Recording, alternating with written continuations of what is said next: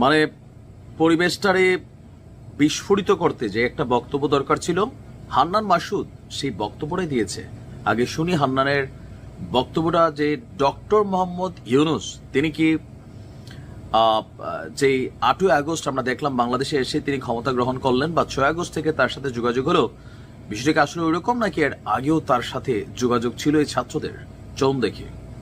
1 August রাতের দিকে আপনার আমাদের সাথে ডক্টর মোহাম্মদ ইউনূসের সাথে আমার প্রথম কথা হয়।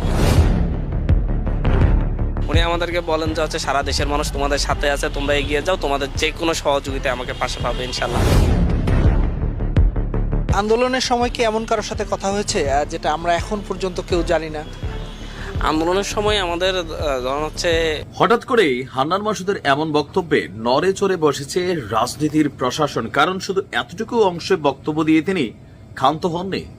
এখানে ওই সময়টাতে জনাব তারেক রহমানও তাদের সাথে যোগাযোগ করতে চেয়েছিল, কিন্তু তারা কোনো একটা টেগিং এর রাজনীতির ভয়ে জনাব তারেক রহমানের সাথে যোগাযোগ করেননি।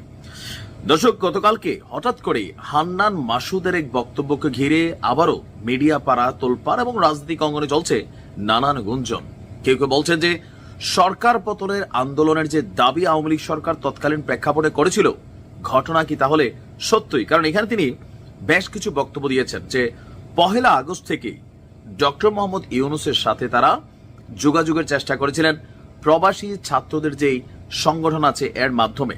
তো খুবই সিকিউর ওয়েতে ডক্টর মোহাম্মদ ইউনূসের সাথে তখন তারা যোগাযোগ করেছেন। তবে সরকার পতন হবে এটা তৎকালীন প্রেক্ষাপটে কারোরই ধারণা ছিল না, কিন্তু ছাত্রদেরকে তিনি এনকারেজ করেছেন।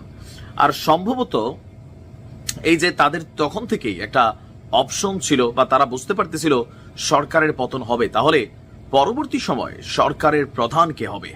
বেশ কয়েকটা নাম ছিল, ডক্টর আসিফ নজরুল ইসলাম থেকে অনেকেরই নাম ছিল, কিন্তু ছাত্রদের চয়েসে ছিল যদি সরকার পতন হয় তাহলে ডক্টর মোহাম্মদ ইউনূসই হবেন বাংলাদেশ রাষ্ট্রের সর্বোচ্চ জায়গাটি, মানে রাষ্ট্রপ্রধান হিসাবে যে জায়গাটা তিনি আজকে আসীন আছেন। এখন আমার একটু মাথায় ধরে না যে এই মুহূর্তে এসে হঠাৎ করে ডক্টর মোহাম্মদ ইউনূসের সাথে এই যে সিক্রেট কনভারসেশন। দেখেন, যখন কোনো আন্দোলন হয়, গণ অভ্যুত্থান হয়, যাই হোক, there is a plan. Meticulous plan হোক আর নন মেটিকুলাস প্ল্যান হোক, প্ল্যান থাকে।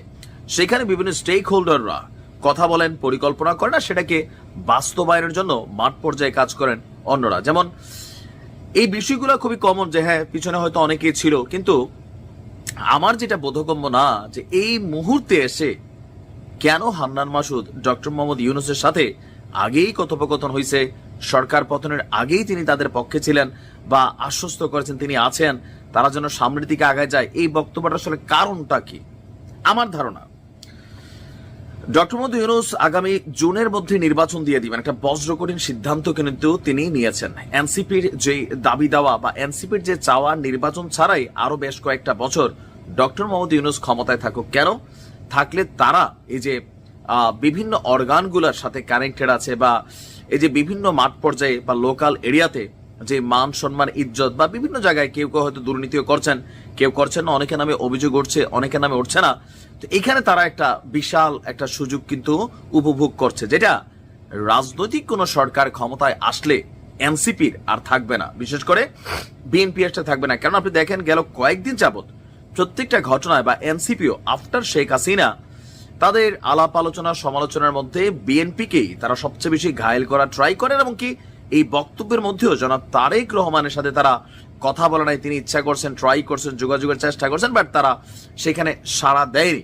তো এই যে বিষয়গুলো সামনে আসছে, তাহলে ডক্টর মোহাম্মদ ইউনূস এখন যদি তিনি নির্বাচনের জন্য যে সিদ্ধান্ত নিয়েই নিছেন, তো সেইটা কি বিষয়টা ওনাকে আরেকটু পেঁচে ফেলা? আমার কাছে এটাই মনে হচ্ছে। কেন মনে হচ্ছে বুঝাই, যে আমরা এতদিন জানছি ডক্টর মোহাম্মদ ইউনূস তিনি প্যারিসে ছিলেন, তিনি এগুলোর সাথে কোনো কানেক্টেড না, ইভেন মানে কোনোভাবেই এই আন্দোলনের সাথে তার কোনো মানে জড়িত তিনি ছিলেন না। তিনি সরকার পতনের পর এখানে নানান আলোচনা হয়েছে, সেনাবাহিনী সহ বিভিন্ন রাজনৈতিক দলগুলো, সেখান থেকে ওনাকে রিকোয়েস্ট করা হয়েছে, তারপর উনি আসছেন, ওনার পক্ষে ছাত্রদের স্ট্যান্ড ছিল, আমরা কিন্তু এটা জানতাম। বাট 5ই আগস্টের আগে থেকেই তিনার সাথে তাদের সম্পর্ক, কথোপকথন, এগুলো এখন ফাঁস করে কি ওনাকে চাপে ফেলতে চাচ্ছেন? ভেতরে কি আরো অনেক কথা আছে যেগুলো হয়তো আমরা জানি না, যে এগুলা সামনে আসলে ইন ফিউচার এই মানুষগুলো যারা এখন সরকারের বিভিন্ন জায়গায় বসে আছে, যে আওয়ামী লীগের কাছে তাদের শত্রু পরিমাপের যে লেভেলটা 1, 2, 3, 4 বা একদম ডেঞ্জার লেভেলে কানেক্ট করানোর চেষ্টা, যে ডক্টর মোহাম্মদ ইউনূস যেন নির্বাচনটা আরো প্রলম্বিত করেন, আরো তিনি সিকিউর থাকা ট্রাই করেন। মানে আমার না বিষয়টা বোধগম্য হয় না যে হঠাৎ করে কেন হান্নান মাসুদরা এরকম বক্তব্যগুলো দিচ্ছেন। গেল কয়েকদিন আগে একবার দিল সেনাপ্রধানকে নিয়ে, এখন আসলো ডক্টর ইউনূসকে নিয়ে, আরো যে কখন কোন কথা সামনে আসে। আর এই কথাগুলো একটা জিনিস প্রমাণ করে মানুষের কাছে, কোনটা, যে শেখ হাসিনা বারবার বলছিল এটা সরকার পতনের আন্দোলন, এটা ছাত্রদের আন্দোলন না। এখন এদের কথাবার্তায় এই জিনিসগুলো আরো ভেরি ক্লিয়ার হচ্ছে। জাতির মধ্যে কিন্তু একটা বিভাজন তৈরি হচ্ছে, এটা খুব সাইলেন্সলি হচ্ছে, হয়তো এতটা বুঝতে পারতেছেন না। দেখা যাক আরো কি কি ঘটে। ভালো থাকুন।